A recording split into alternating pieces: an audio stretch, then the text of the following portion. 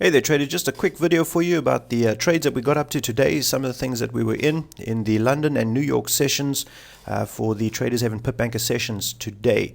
What you're looking at the moment is a pound dollar daily chart. Now let me just highlight for you a couple of things that we were watching on this chart for a while. You'll notice that we've got a fib level on here, which is for the entire move down of just recently. All right, and then in this little bullish channel that we have on the charts in front of you here, we have the price action that we've been watching. And as you can see here, we had an indecision candle just about here, a spinning top. The next candle over here was a doji, as you can see on the daily chart. And so these two candles pretty much indicate to us that there was indecision at the market. The market had no clue whether it wanted to move up or down at that point in time. There was no resolution between the bulls and bears as to who was in charge. And so what we did was we said, okay, fine, we need to wait for a confirmation candle.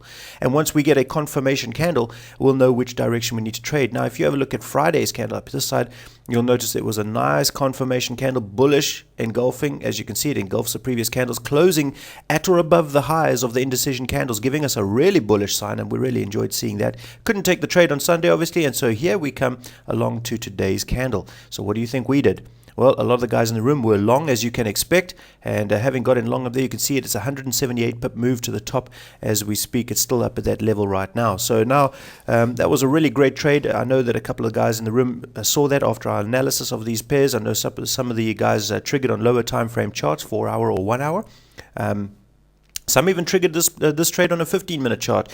Not my favorite time frame to trade, but you know it is there, and we can use it if we set it up properly on the higher time frames. So a nice 178 pip trade there. I didn't personally take that trade because I was setting up and managing a trade I was in already, as you guys can see here. Have a look. I'm still in it.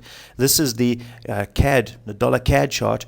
Now, as you can see here, this is the 4 hour time frame. We had a beautiful breakout of a triangle here, but it wasn't a breakout in the direction that we wanted. We wanted to see the CAD go down, but we saw it break out to the top. All right, and so I wasn't happy with that trade. Later on, so I didn't take the long trade. Later on, it broke back down through all these EMAs, the 200, 365, 21, all those EMAs, broke through the supporting trend line as well, which is what I really like to see, with a nice bearish bar. But it was too late for me to try and get in. I needed a retest, and as we can see here, this pull up here, but as we saw the price action pulling up, it moved straight through, and I was wondering, now is this going to go and break up again? Did we have a fake out to the downside? So what I did was hang back off that trade, and I thought, well, if it pulls back down below again, I'll get in. And as you can see, on the way back down, had to wait a fair bit of time. On the way back down, back below these EMAs, back below the trend line, that's where I decided to get in short. As you can see from my entry there that I'm still in at the moment, been up to about 122 pips profit on this one, sitting at about 100 pips right now. Getting some indecision candles here. So how do we manage this? Well, for one thing, have a look at the hourly chart here with the weekly pivots on. We're below the weekly S1.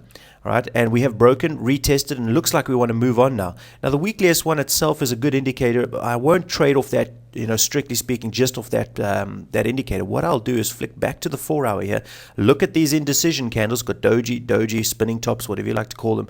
What I want to see is a confirmation candle, either closing bearish to tell me to hang on to this trade, or bullish to tell me to close this trade. If I get a confirmation candle bearish down here, and then a continuation to break new lows, I'll move my stop loss to protect some more pips down above this high. So basically my stop loss will be protecting about 75 pips of the move.